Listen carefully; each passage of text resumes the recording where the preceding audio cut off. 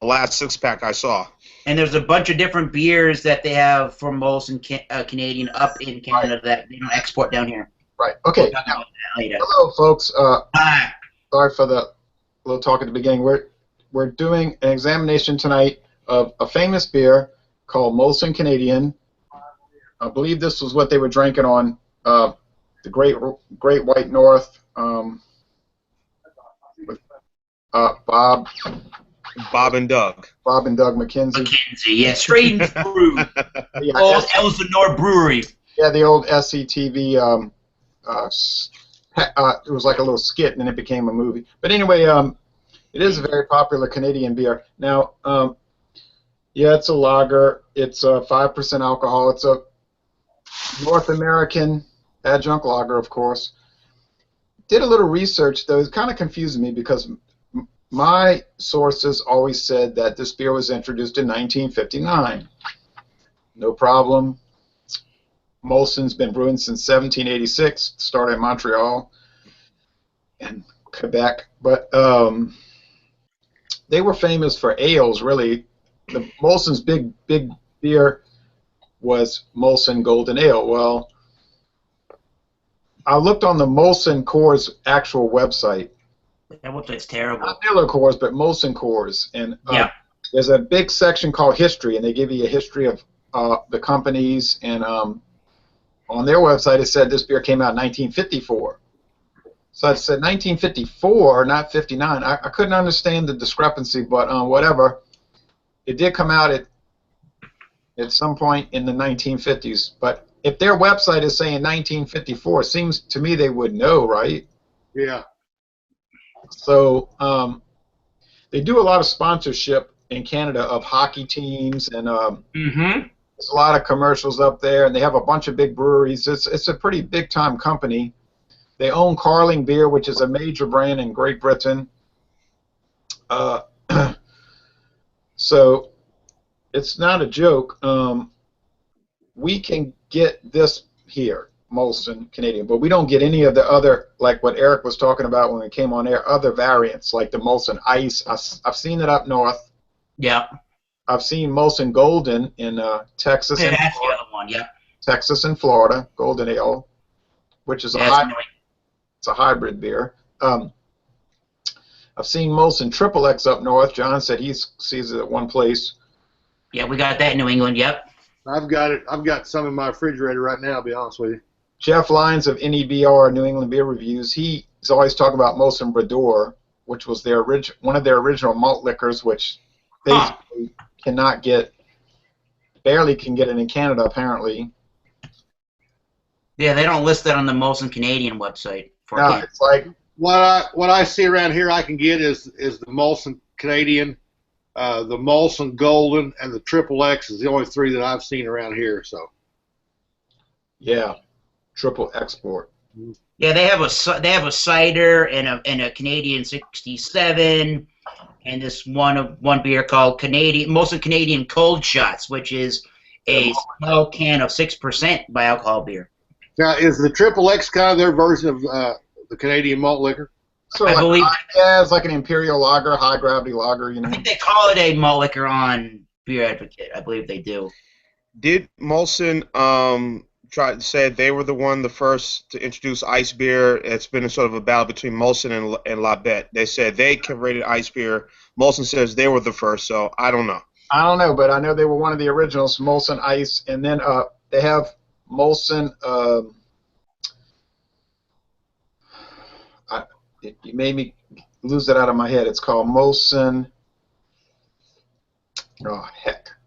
I was just thinking of it.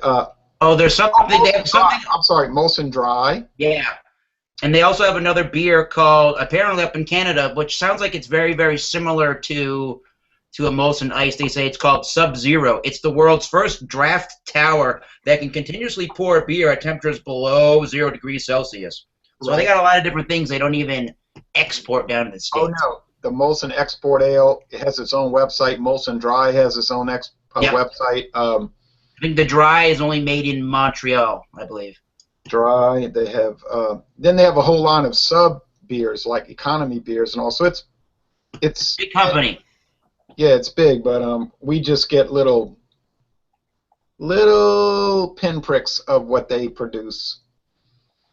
Okay, well, anyway, we're looking at Molson Canadian tonight, since that's. But you talking about availability, you notice there's no Western participants. Well, Paul from Texas wanted to join, but he says always the little kids consideration. He did call me on the phone yesterday. He said they've been drinking the Molson Canadian all week. His wife loves it. He really enjoys it, and he was saving one bottle for tonight, so he could just pop on. No other Western people are on. Eric Anderson, and he's in Southern California, he said he's never seen it out there. Huh. Nope. Interesting. Just like I can't get Ballantine Ale down here. Oh, no, neither me, but I can get the IPA.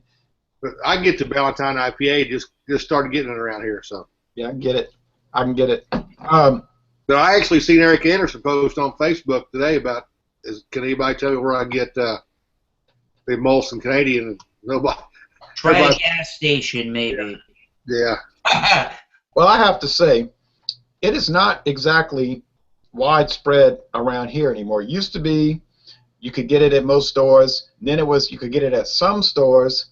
And now, in fact, I don't think a single store in my town of over 25,000 people can get it. I had to go into New Orleans, and I stopped at Rouse's in Terrytown, which is on the west bank of the Mississippi River. So I had to go out west, because that's what most people consider the border between the east and western U.S. I went out west, and I bought it, and they had the Labatt Blue, but I said $7.99 for 11.2 ounce bottles. No thanks. And I saw Moosehead, which is full 12 ounce bottles now, and Jean's saying he got his at Rouse's. But this Canadian, I'll tell you, it's not as widespread as it probably was years ago. No, it's definitely not. You could used to get this at Walmart and Myers and a lot of your drugstores and stuff, and it's just not widely available like it used to be. No, and some guy earlier this year, we got this huge shipment of Molson Canadian at Mathern's in La Platte here, and I asked their manager, I said, hey, what's going on with this stuff? Oh, he said some customer was asking for it, so I just ordered a whole bunch of it. Huh. But I noticed it wasn't exactly flying off the shelf. So I think once they finally sold all of it, he told the distributor, the Coors guy, it always comes in the Coors truck. He said, don't order any more of it. Really? Huh. Yeah, and one more thing, Coors truck, you know how they have Miller Coors? Mm-hmm. The Coors beer always comes on one truck, and the Miller beer always comes on a different Miller truck. So that's the way it is right here where I live. It's not the same company, but it operates as a single company as far as marketing and running the breweries. But that's about to change, as we all know. Now let's go into this beer. We'll go up north first to the northeast. Eric, I don't think any of us got a thick head of foam. I thought about pouring it straight down the center, and I was a little afraid of it getting a little bit too aggressive in the head. So I tilted it not exactly 45 degrees, just a slight bit of an angle, and I got pretty much, as you can see there, pretty much not much. I mean, if you swirl your lager beer, you get a little bit, tiny bit of lacing, but that's pretty much about it. I mean, it looks a shade darker than, say, Budweiser or MGD. It's a little bit darker than that. It's definitely a golden color, I would say. Yeah. And there's lots of carbonation to the beer, yeah. Now, I presume everybody's had this before? Yeah. This is my first time having this. Oh, I've not had this beer since June of 2010. Wow, 5 years. Well, John, Sharon, you're getting the same appearance, of course. Yeah. Yeah, it's got that lager color, adjunct lager color. It's got a lot of carbonation, but I mean, you swirl your glass, you get some lacing, you get a small curtain around your glass. It dies fairly quickly when you do that. Yeah. Now I know when we do these group examinations, we all say the same thing, but then that makes sense since we're all talking about the same beer. Yeah. We're not talking about 5 different beers, so you might find it when we do old stock ale that way. It could be very, very different thought processes. Yeah, right. especially if they're different vintages. Now, Yeah. I'll talk about it, and then we're going to let Jean talk about it because he's the newbie to this beer. Well, it looks the same as when I started drinking it in 1996. It smells and tastes the same. We'll get to the smell and taste in a minute. So a lot of times we'll do beers, and then people will put comments and say, oh, man, I used to drink that beer back in 1995. It's way different now. But then I'll tell them, well, and it could be me. I'll admit that. But I'll tell them I never noticed any changes. You know, like people will say, oh, Budweiser is so different from when I started drinking it 20 years ago, but I haven't noticed one single difference. But I'm telling you, a lot of these mainline beers that I've been drinking, I haven't noticed any change. Like people were telling me Boddington's so much different now. I said it might be different from 1995, but I started drinking Boddington's in 96, and I haven't noticed one bit of difference. Now, but I'll say could be me. Mm-hmm. Now, John, you getting the same appearance, huh? Yeah, I am. Getting the same appearance. It's very golden. It's going down real crisp, nice finish. You know, again, this is my first time. Again, I'm the rookie who've had this beer. The only Canadian beer I've ever had was been Labette's, and that's it. So, this is good. You know, I'm really 5%. This is not bad. Okay, now before we start talking about the aroma and the flavor, and that's not going to take too long because this is not a complicated product. Right. I don't think. When this beer first came out, if you notice some of the ads I put on Facebook, when it first came out, it was in a clear long neck bottle. And they've changed the label so many times, just like a lot of these major beers. Then they went to these brown squat bottles. You know, those like they're doing with Budweiser, Coors right now. Coors, so little squat bottles. Then they decided to go with long neck green bottles. Whew. Oh, yeah. And that was not that long ago, in fact. Then they got smart and said, let's go back to brown bottles. Now, it's also produced in cans, which I've never seen it in cans, frankly. I've seen Molson Ice in cans and the triple export in cans and bottles, but I have never seen Molson in cans. I'm sure all across Canada it's in cans. I think you can buy it in cans in Louisville, like 24-ounce cans in Louisville. I think you can get them in 18 packs too in New England. The cans. I saw them on a cruise ship. This was back in 2012, I believe it was. I left out of Miami, and Carnival had Molson in cans. So, but I never tried or bought the beer. So cans, okay. Now, Dr. Dave, the beer professor, Dave Coulter, he was talking to me today, and he was saying, he said. Now, John's talking to somebody. John, pay attention in class. No, I'm just kidding. Now, Dr. Dave was talking to me today about this beer, and he said, well, he said something, I can't remember exactly, but he said, it's okay, really, but in his opinion, it was a lot better than Budweiser, Coors, and Miller. Well, you know his opinion of those beers.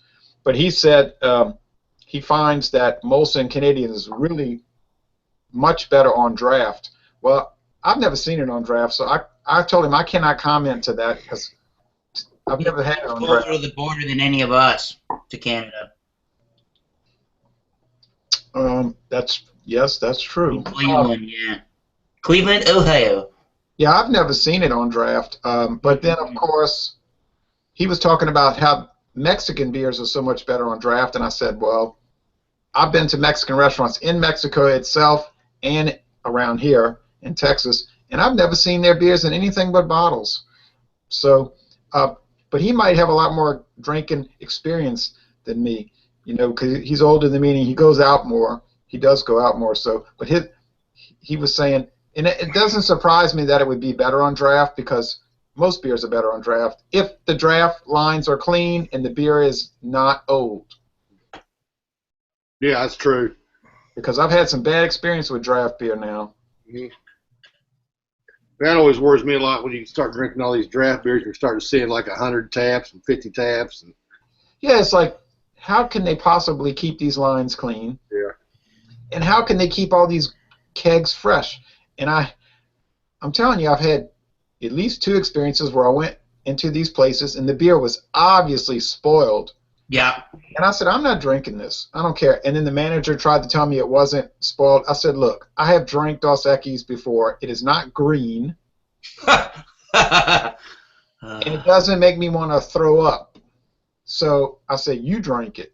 So, but then they said, well, you could have something else. I said, I hope so. And I wasn't ugly about it. It's just that I did not really care to drink spoiled beer. But when you get it out the bottle in the can, more than likely it's not going to be spoiled. Well, draft, I've never seen this on draft and probably never will. But if I go to Canada now, I do have a plan to go to Toronto in 2 years maybe to go see the Blue Jays one more time because I did that in 2007. So if I do go to Toronto in 2017, I'm going to look around and see if I can find this on draft because when I was there in 07, I didn't do any beer exploration at all. In fact, I don't even think I drank beer when I was there for 2 days. That's probably the only 2 days. Let me think about this. You look at the exchange rate in Canada, so that might be another factor too. So I'm trying to think. They could be. This is unlikely. But there could be 10 days since February 1996 when I have not drank beer.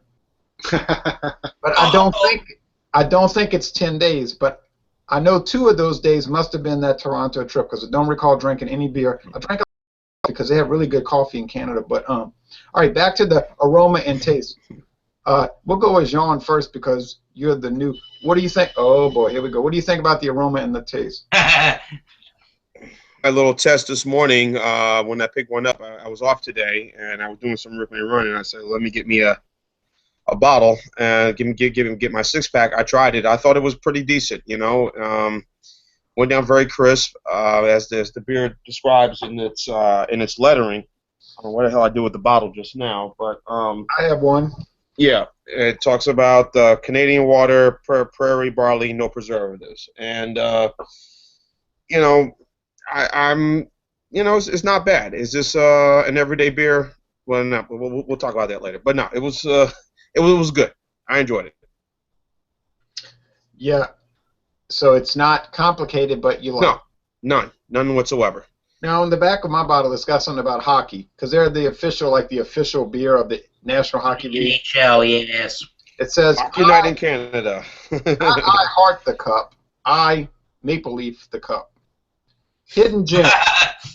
Hidden gem. Underneath the bowl of the cup, the Stanley Cup, which you'll never see, lies the original Silversmith's family stamp from 1892. This is from Phil Pritchard. So, well, if you're not into hockey, that wouldn't mean anything to you. But they are a big-time sponsor of National Hockey League. So if you go to the NHL games, I bet you just might see this on draft and in cans. Maybe not bottles, since they don't want people. Go to a Bruins game. They don't want people slinging bottles out onto the ice when Right. they're drunk, But probably would be seeing it in cans. My aroma, well, it's muted, of course, but when you first open the bottle, you get a whiff of barley malt, sweetness, maybe breadiness. Not really corn or rice, though, because when I opened that can of Budweiser pint can yesterday, it was a pint can, I said, man, just immediately I was hit with that boiled rice. And I said it's so distinctive. But the flavor is barley malt, a little sweetness, breadiness, the mildest hop bitterness you ever wanted to taste. But it's there only for balancing. It's a light and watery mouthfeel, and the finish is crisp, dry, refreshing. And it's about one of the easiest drinking beers I've ever drank. I can get a lot of other beers that are comparable to this for a lot cheaper price, so I would go with them. But I take no issue with drinking this. If I had to drink this every day for the rest of my life, I would have no problem with that. And that's the question I always ask myself. If I had to drink this forever, would I mind? No, I wouldn't mind.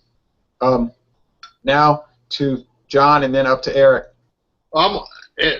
And I'll reiterate a little bit what you said. This is a beer that I could drink every day. I don't think one after the other, but I could probably drink on a Saturday a 6 or a 12-pack of these. This is an enjoyable beer. It's a beautiful lager.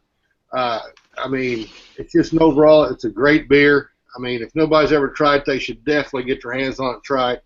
I mean, the aroma of this, I mean, it's just a typical adjunct lager with a lot more flavor to it, I think.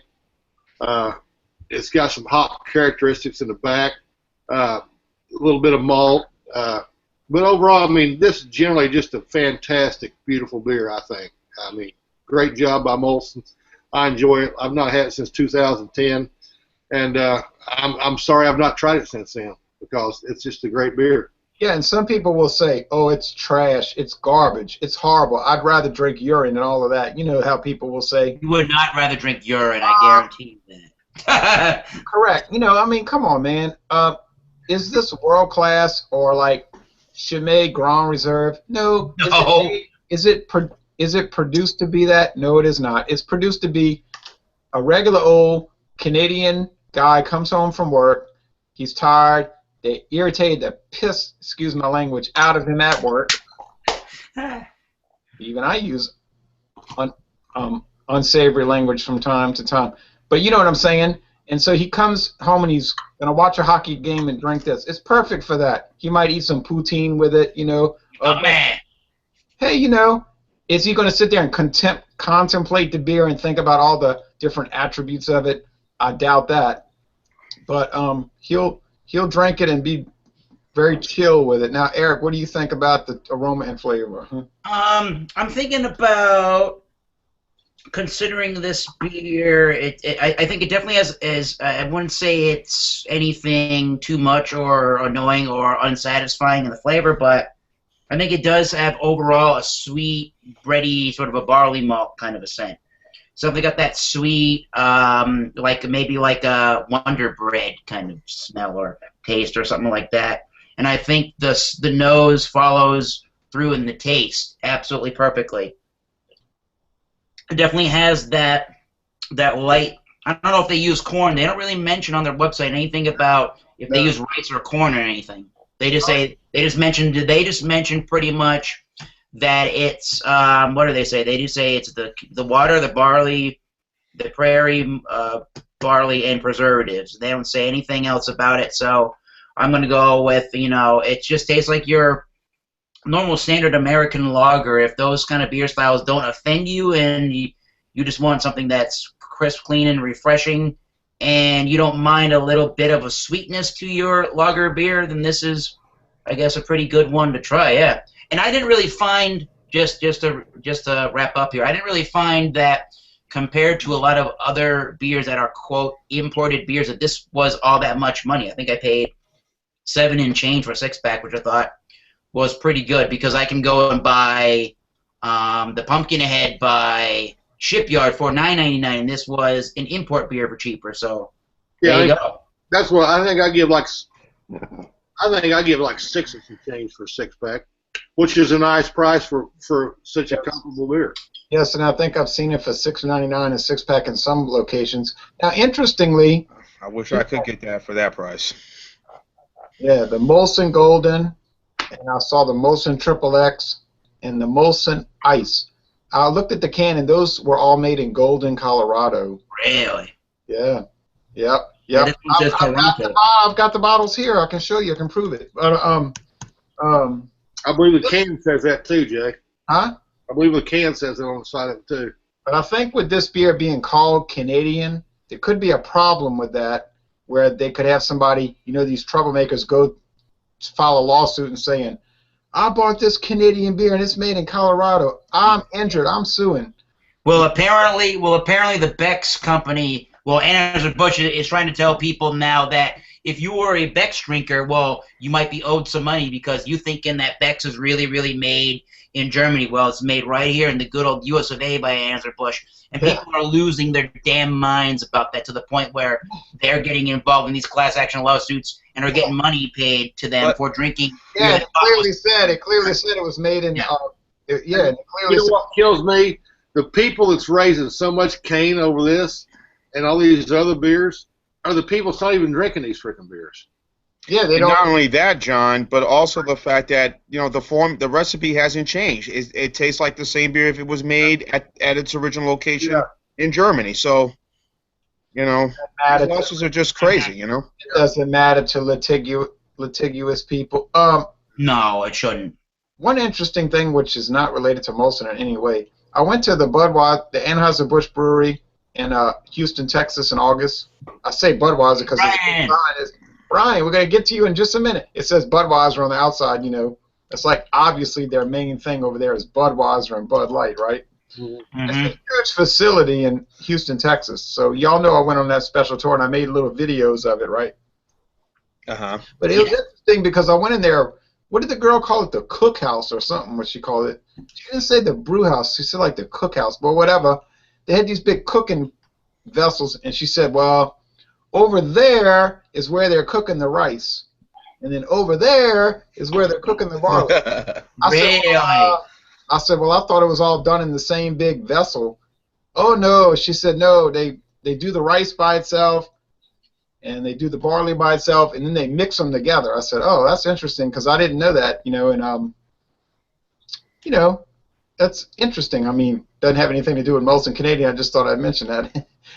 Brian, hello there, sir. You're frozen like a little frozen photo. No, frozen again? Yeah, Do but you hear me? We hear you just fine. We hear you, Brian. We can hear I've you. been trying for a half hour to get on here. Good grief. Now, Brian, from Maryland,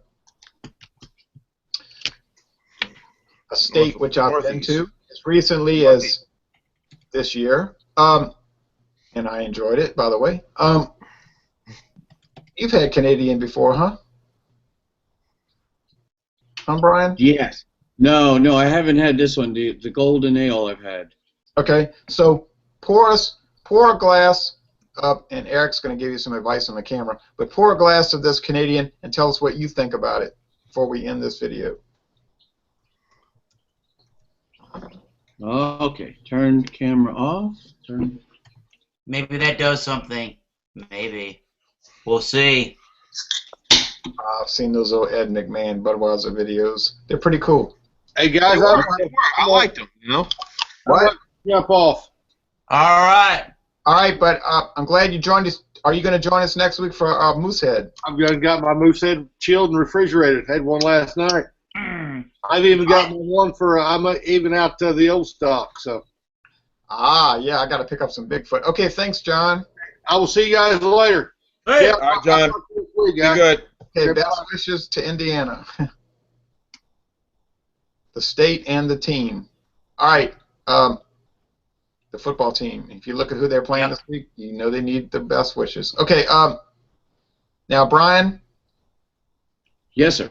What do you think about this? Even though we can't see you, that's cool. We can hear you, and that's what counts. What do you think about this beer? You're not getting much of a head on it, I bet you. I've got about an inch ahead right now. It's a little sudsy. Okay. It's got sort of a mild malt taste. It's refreshing actually. It's kind of well balanced. I was a little surprised because I've only had the golden ale. It's been a long time now. Yeah. But this is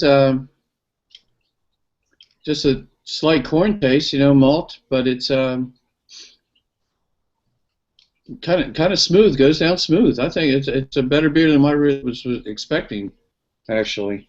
Now, did you pay a fortune for it, or did you get it for a pretty good price? No, I got the can. The 24-ounce can for about $2.49. We can't get those here. Now I want to ask you a question. If you look on that can, does it say where it was brewed? It says, let's see, official imported beer of the NHL.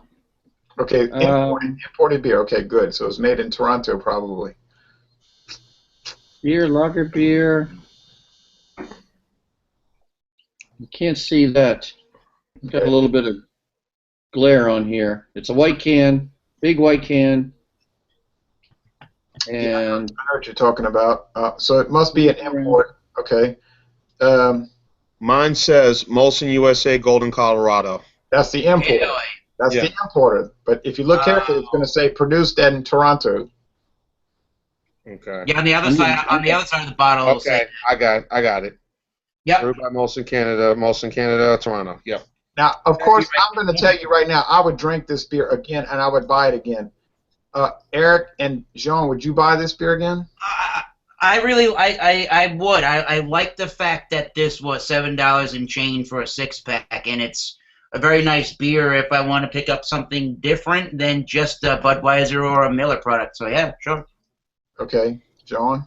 I would buy this again. Unfortunately, and Jay, you probably agree with me, I just wish it was in more stores than just Rouse's. You know, I doubt I'll see this in Publix or at Walmart or Greer's or any of these other supermarkets, which is, you know, I have to travel ways to get this. But and the price, you know, $8.39 plus tax, a little bit high, but overall, I would still get this again. You know, I think it's a pretty decent, very good beer. Yeah, you won't find it at a bar at all. No. Now, you know, talking about availability, there's a Winn-Dixie store. I could probably see it out of this window if I look carefully. That's how close it is to me. Literally, I could see it. They used to have an extensive import section. Oh, all these imports. It's gone. Why do you think it's gone? Because it was selling like hotcakes? No. I'm sure it's gone because they couldn't get rid of this stuff. Now, Brian from Maryland, Yes. Do you like the beer and would you buy it again? I like it. I think I will buy it. I'll probably buy it again. It's surprisingly pleasant. I think it's a pretty decent beer. It does say brewed in Molson in Canada, but distributed by Colorado. Yeah, well, that's just their distribution network. They merged with Coors 10 years ago. So, all right, this was successful, and I think people were pleased with it. It's not a world-class beer, but of course it wasn't created to be that. I think if you already drink American-style lager beers, then this particular beer probably isn't going to be too much of a surprise for you taste-wise. If you want to try something different, you want to try a Canadian beer, yeah, sure. Give this one a shot, totally. Definitely. So I think it would pair very well with roast beef and maybe some red. Yeah, I'm just thinking about that while we were talking. Roast beef and some red onions and maybe some mashed potatoes or grits with brown gravy and some stewed spinach, carrots. Stick to your ribs type of meal. Up in Montreal, they have a food item called smoked meat, which is similar. They serve it on rye bread with the mustard, similar to pastrami, but it's leaner than pastrami and it has less of a salt content than pastrami. I think that would go well with this beer, even the gravy and cheese curds and the French fries. Yeah. Yeah, I'd like to try that, and I think I would want to finish it off. I want to have some very hot, fresh cornbread with butter on it. Now we're talking. What do you think, Brian? That sounds good. Maybe some ribs. Yeah, pork ribs with with collard greens and this would go good with a hockey fight entirely. Sauce, roast beef sandwich, cheddar cheese, horseradish. Yeah. Go Bruins. Roast beef po' boy, possibly. All right. Yep. Well, thanks, folks, for watching this video. And next week, get excited because it's time for Moosehead Lager from New Brunswick. I can definitely get that. Watch out, it's in a green bottle. It's scary stuff. Right. I'm going to buy mine next week or maybe this week. Okay, thanks, folks.